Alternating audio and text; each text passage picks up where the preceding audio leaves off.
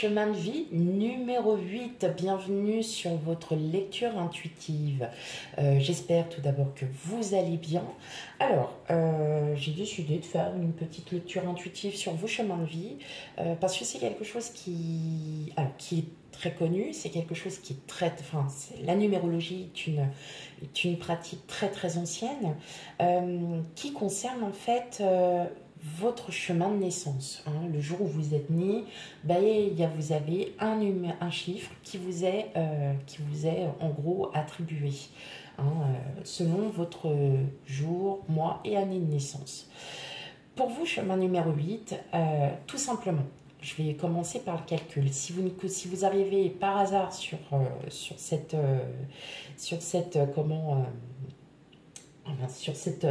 vidéo, surtout ne vous inquiétez pas si vous n'êtes pas chemin numéro 8, j'ai fait les autres chiffres.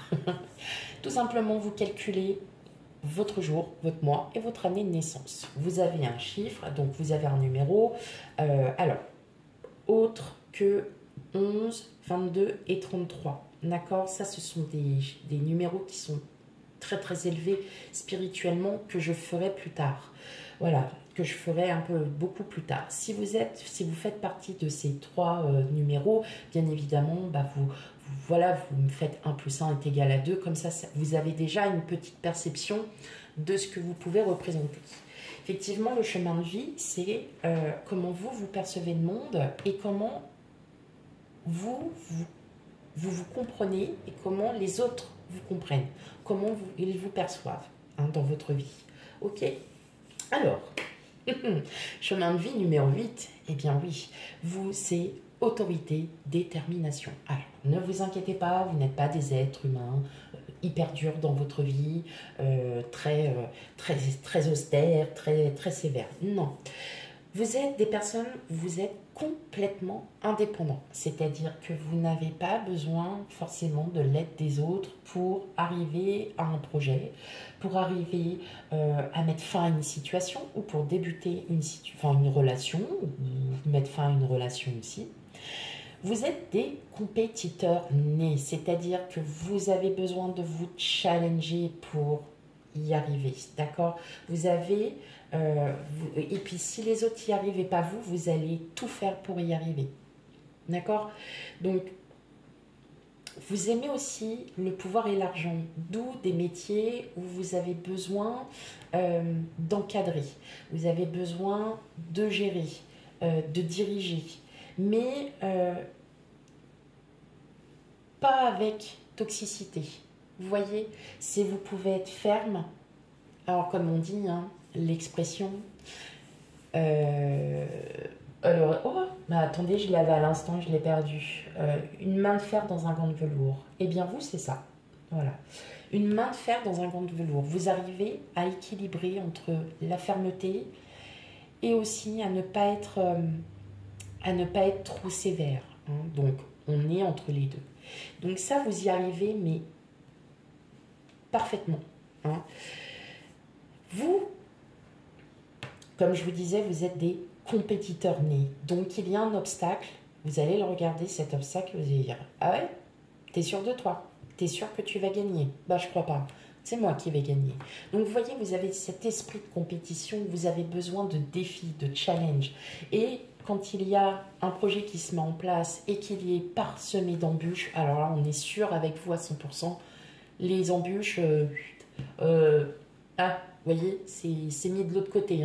C'est mis de l'autre côté parce que vous arrivez toujours à trouver une solution, parce que vous êtes toujours dans la créativité. C'est-à-dire, ok, bon, alors maintenant, j'ai ça, ok, très bien. Eh bien, moi, je vais aller le chercher et je vais aller trouver la solution pour justement enlever cet obstacle. Donc ça, c'est parfait.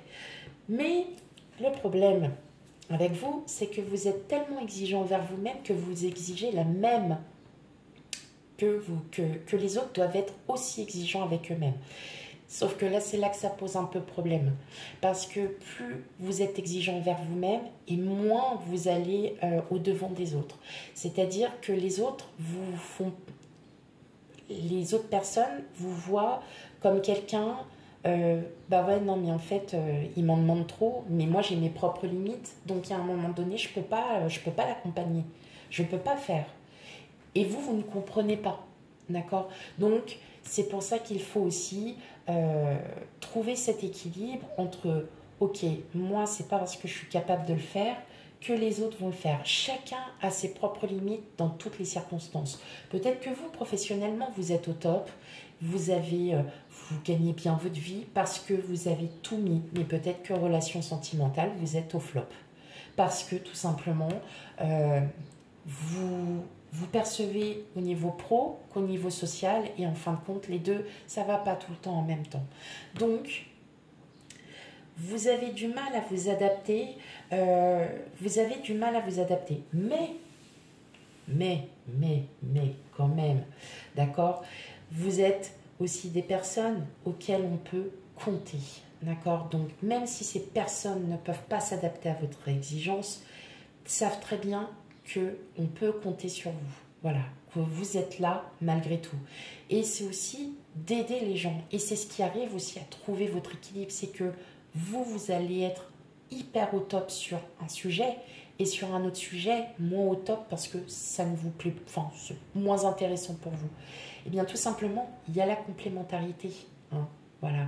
Donc, vous aurez moins d'exigences par rapport à une situation, mais sur une autre situation, vous en aurez beaucoup plus, parce que vous êtes plus calé, vous êtes dans votre zone de confort, d'accord? Mais s'il y a un obstacle sur une autre situation, il n'y aura pas. Vous ne pourrez pas anticiper, vous n'êtes pas préparé à ça. Mais, alors, vous avez, au point de vue familial, vous êtes quelqu'un, c'est vous le moteur de la famille. Clairement, c'est vous qui gérez la famille, voilà, hein, vous voyez, vous êtes vraiment au top. Mais quitte à en trop faire, à être étouffant. Et votre famille peut s'éloigner de vous justement pour avoir aspiré à une liberté.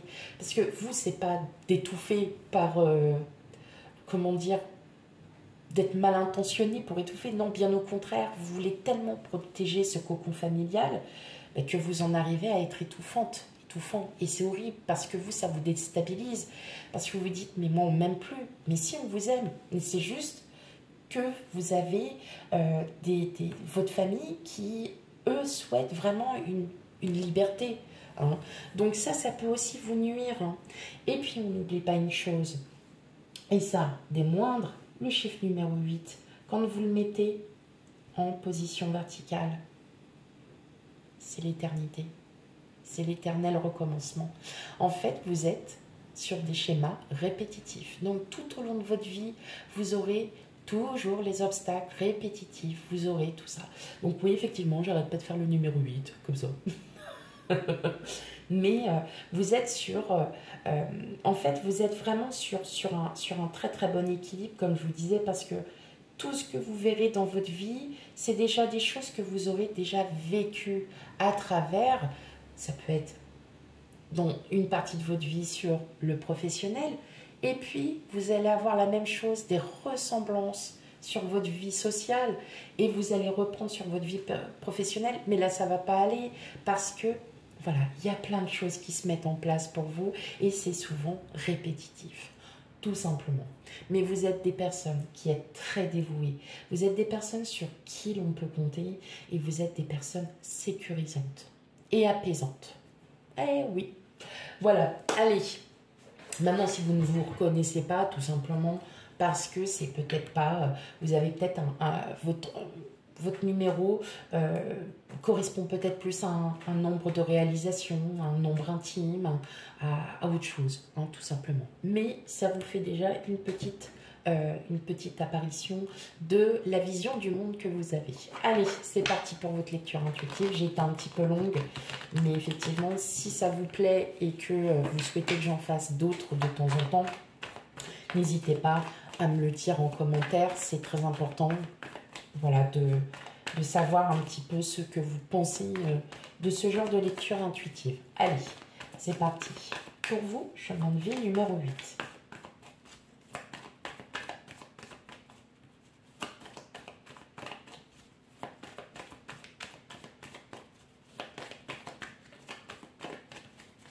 Ok, alors, qu'est-ce qu'on a en première carte? Eh bien, on a la tour. Alors, on a le 8 de coupe et le monde. Waouh! Ouais, là, ça y est, hein, alors c'est pas un changement, c'est juste un départ pour un mieux-être. C'est un nouveau départ, un nouveau chapitre de votre vie pour un mieux-être, tout simplement. Hein, et j'ai l'impression que là, il y a un événement hein, quand même qui va accentuer hein, le passé et le passé. Et là, vous êtes en pleine reconstruction aussi, j'entends. Pleine reconstruction. Euh, En plein changement. Waouh. Ok. Bah ouais, c'est bien ça. Alors, on a l'As d'épée, la Reine de Pentacle, le 8 de Pentacle et le Jugement. Ok. Ben, c'est bien ce que je disais. Vous êtes en pleine reconstruction. Là. Il y a quelque chose qui a vraiment changé. Et on a la Lune. Ok. C'est... Vous êtes là, vous êtes pour beaucoup d'entre vous, vous êtes en pleine, peut-être en période de reconstruction. Je pense qu'il y a eu pas mal de choses, pas mal de situations qui vous ont bouleversé, qui vous ont peut-être mis à terre pour certains. Euh, et là, vous êtes en phase de, ok, je me relève, c'est un défi que je dois prendre, je me relève et j'y vais. En tout cas, il y a vraiment des décisions qui sont tranchées là pour vous. Donc là, ça parle sur plusieurs semaines, voire plusieurs mois. Euh, vous décidez hein, clairement de, de relever ce défi. Vous voyez, on a encore de relever ce défi. Est-ce que parmi vous, il y en a où vous vous rendez compte que vous n'avez pas la reconnaissance,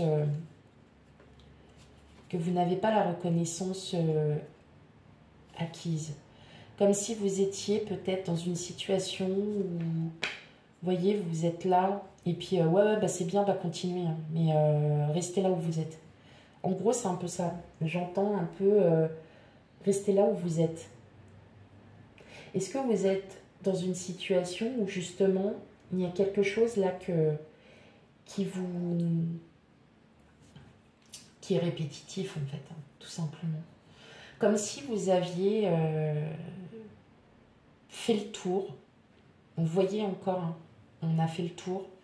Et là, il n'y a plus rien. Il n'y a plus rien qui se passe. Et c'est pas de l'ennui, c'est juste que pour vous, vous avez besoin de reprendre, en fait, vous voyez, ce challenge, de vous dire, est-ce que je suis capable de? Et là, vous n'en avez plus. Vous êtes dans une période un peu calme, voilà. Un peu plus calme, où vous dites, ouais, bon, ouais, bon là, j'ai plus rien à devoir à qui que ce soit. Peut-être dans une situation. Et j'ai l'impression aussi que dans une autre situation, vous avez des défis à relever, mais qui ne sont pas dans... C'est pas un défi à relever dans ce que vous connaissez. Là, je dirais plutôt que vous partez un peu vers l'inconnu, et vous savez... C'est pas que vous ne savez pas y procéder, hein, pas du tout, c'est pas dans ce sens-là, mais vous essayez de trouver des solutions, justement, et vous essayez. Mais parfois, il faut demander de l'aide. Et c'est ce que vous allez faire, parce que là, vous allez être bloqué sur une situation, et vous allez demander de l'aide. Et le fait d'avoir demandé cette aide va vous apporter un bien fou, parce que vous allez vous dire, ah ouais, je me suis adressée aux bonnes personnes, je sais enfin où est-ce que je vais. Et j'ai l'impression que là, vous êtes vraiment face à une situation, pour certains d'entre vous, où là, vous vous dites, waouh, autant ça, je connais, autant ça, je connais moins, mais je vais y aller. Il faut que je réussisse, d'accord? Donc, vous avez besoin de ce challenge. Et pour d'autres, j'ai l'impression que c'est pas de l'ennui, c'est ok, bah là, c'est bon, j'ai plus rien à, j'ai plus rien à apprendre. C'est comme si vous étiez, et là, vous êtes en train de vous rendre compte que maintenant, il faut que j'avance. Parce que là, j'ai plus rien à faire. C'est peut-être dans votre travail, vous vous ennuyez un peu. Alors, c'est pas de l'ennui. J'appelle pas ça de l'ennui, c'est ouais, c'est un travail de tous les jours, quoi. Je suis, je fais toujours la même chose et en fait, bah, ça m'amuse plus. Vous ne vous amusez plus, c'est ça. Voilà. Je ne m'amuse plus. Je ne m'amuse plus dans mon travail. J'ai plus de challenge. Ouais. Alors, c'est pas de l'ennui parce que dans un travail, vous voyez, chaque jour est un jour différent. Mais voilà, vos compétences sont vraiment là. Voilà, il y a les compétences, mais pour vous, vous avez besoin d'autre chose, de quelque chose de plus. Voilà, de. Allez, on y va, on est capable. Et là, je ressens hein, vraiment que vous êtes positionné sur. Bah, je crois qu'il est temps que je parte. Ouais, vous êtes sur une position où je crois qu'il est temps que je parte. Ouais. Et je pense que si vous veniez à partir à changer de travail ou à vous muter, hein, vous faire muter, ou même peut-être dans un autre service ou quelque chose qui puisse, vous voyez, vous donner hein, vraiment cette envie de changer, euh, là clairement, allez-y quoi. C'est bon coup pour vous et vous allez vraiment réussir. Hein. Clairement. Il y a de la réussite. Hein. Si c'est une situation au niveau perso, ouais, clairement, c'est pas quelque chose que vous connaissez. Hein, c'est pas quelque chose qui est dans vos cordes, hein, à proprement dit. Mais vous allez quand même vous en sortir. Mais il faudra quand même l'aide des autres. Chose que vous ne faites pas. Mais là, c'est vous êtes arrivé à un moment donné où il y a un blocage. Et là, vous allez devoir demander de l'aide. Et justement, le fait qu'on vous conseille, ou peut-être des personnes qui ont vécu la même situation que vous, euh, clairement, vont vous aider et vous allez y arriver. Et vous allez y arriver. Et ça, vous allez vous dire, yes, j'ai fait un truc, je suis content. Je suis content. Ouais, clairement, et ça va. Ouais, vous allez vous... Mais il faut demander de l'aide. Voilà, j'entends le mot demander de l'aide. Parfois, ça a du bon aussi de demander de l'aide. Demander conseil, hein, tout simplement. Bah là, je sais pas par où commencer, qui dois-je aller voir pour ça? Et là, ah bah ouais, tu fais ça, et puis t'inquiète pas, ils vont s'occuper, et puis machin. Puis en fin de compte, ça va aller, hein. Ça va aller crescendo, vous allez faire, mais c'est tout, c'était juste ça. Ah bah ouais, ok. Mais vous avez réussi à le faire. Ok. On va regarder la suite, hein. Oh là là. Ça m'inquiète pas. Mais ouais, on sent que là. Mais alors, moi, j'ai l'impression que beaucoup d'entre vous, c'est quand même professionnel. Il y a quelque chose là qui... Comme si vous aviez besoin. Vous êtes peut-être déjà, je sais pas, sur un poste de cadre. Et puis, ça fait depuis des années que vous êtes sur le même poste. Et puis, bah, il n'y a plus la reconnaissance. Il n'y a pas de reconnaissance puisqu'on connaît votre travail. Et puis là, ouais, c'est pas de l'ennui. Il n'y a plus rien, tout est acquis. Voilà. Alors, qu'est-ce qu'on a? Eh ben oui, changer de vie. Hein. Et qu'est-ce qu'on a là? Vous voyez, on vous dit hein, de vous aider. Hein, et enfin, là, il y a quelque chose, il y a un changement de vie, il y a quelque chose là qui arrive à vous. Hein. Il y a quelque chose de nouveau là. Hein. Alors, mais il faut que ça soit... faut que vous, voilà, faut demander de l'aide, faut plus hésiter. Alors, l'âme sœur, la ville, les intrigues, les festivités et la loi. Ok. Alors, est-ce que certains d'entre vous, vous avez un rapport, peut-être que vous êtes en procédure judiciaire, ça peut être un divorce, ça peut être emmené au prud'homme, hein, tout ça, il y a quelque chose là que... Et en tout cas, là, on vous dit clairement que oui, faites attention quand même, tout de même, aux personnes qui essayent de tricher, de gruger. Attention à des personnes qui peuvent aussi parler derrière votre dos. Vous vous fiez peut-être à des personnes et en fait, vous ne devriez pas. Vous ne devriez pas parce que tout simplement, c'est peut-être, vous parlez peut-être pas forcément aux bonnes personnes. Et en fait, je pense que vous vous rendez compte. Il y en a certains, vous êtes peut-être aussi en train de faire du tri un peu autour de vous parce que vous vous rendez compte clairement que il y a des personnes qui sont comme ça et puis en fait, après, je dirais aussi peut-être que vous vous méfiez aussi sur une situation où vous vous dites, ouais, est-ce que je vais enfin pouvoir y arriver? Hein, il y a quand même des doutes. C'est vous aussi qui pouvez vous mettre en doute. Moi, je vous dis, hein, il y a beaucoup de choses en votre faveur. En tout cas, effectivement, on entend bien que il faut que vous soyez aidé. Si c'est une situation sur laquelle vous êtes face à un mur et que là, vous n'avez plus aucune solution, parfois, juste de demander conseil et de l'aide va vous apporter peut-être la petite sortie ou de casser le mur directement. Non, casser le mur. Directement, vous cassez le mur, c'est mieux comme ça. En tout cas, ouais, je vois quand même qu'il y a un changement au niveau pro. Il y a quelque chose là. Il y a quelque chose niveau pro où, oui, effectivement, vous vous posez énormément de questions au niveau professionnel. Suis-je encore à ma place? Euh, Qu'ai-je encore à acquérir comme expérience ou à approfondir pour que je puisse, moi, être au top? Mais je vois que, ouais, pour certains d'entre vous, il n'y a plus rien à acquérir. Il n'y a plus rien à apprendre. Il n'y a plus rien à... Non, vous tournez, en fait. Là, vous tournez en rond. Hein. Vous tournez en rond. En tout cas, tout ce qui est en lien avec une administration, peut-être que vous êtes dans l'attente de papier, peut-être que vous êtes dans l'attente de papier administratif qui tarde à venir parce que bah, l'administration française, parfois, elle est un peu longue. Peut-être que vous êtes aussi euh, en procédure. En tout cas, il y a quelque chose en votre faveur. Hein. C'est une procédure qui va être en votre faveur. Vous allez gagner parce que vous allez tout faire aussi. Peut-être que c'est ça aussi hein, qui vous fait tourner en rond parce que vous êtes dans l'attente.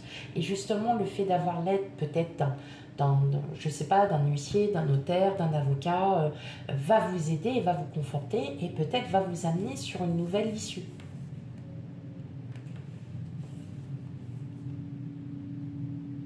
Parce que vous êtes tombé sur des personnes qui étaient un peu malveillantes ou peut-être mal intentionnées, qui, je ne sais pas, on va dire, vous achetez un logement, vous regardez le logement, voilà, vous le regardez vraiment sous toutes les coutures, vous êtes vraiment au détail près et vous l'achetez. Voilà, coup de cœur, vous l'achetez et puis 2 mois après, il y a ci, il y a ça, il y a plein de trucs qui vont plus. Et là, vous dites, ah ouais, c'est un vice caché, parce que ça, on m'en a pas parlé, ça, on me l'a pas dit, ce n'est pas marqué sur... Et vous allez vérifier hein, votre acte notarié et tout, et là, vous allez vous dire, mais non, ça n'a jamais été stipulé, donc, effectivement, vous allez peut-être retourner la situation contre l'ancien propriétaire, et vous allez avoir gain de cause. Mais ça va mettre du temps, voilà. Et peut-être que ça vous mine. Et puis, c'est pas peut-être quelque chose dans lequel vous connaissez bien. Donc, vous allez faire appel à un juriste, à quelqu'un qui saura vous trouver les lois, quelqu'un qui va pouvoir vous aider. Et vous aurez gain de cause. À vous de voir, chemin de vie numéro 8. En tout cas, n'hésitez pas à me laisser un commentaire pour savoir si pour vous ça parle. N'hésitez pas aussi à me dire si ce genre de lecture intuitive sur un chemin de vie vous plaît, parce que comme ça, eh bien moi je continue. Et de toute façon, je continuerai. Et puis bah voilà, ça sera de temps en temps, parce que bon, bah faut aussi que ça se passe. Hein.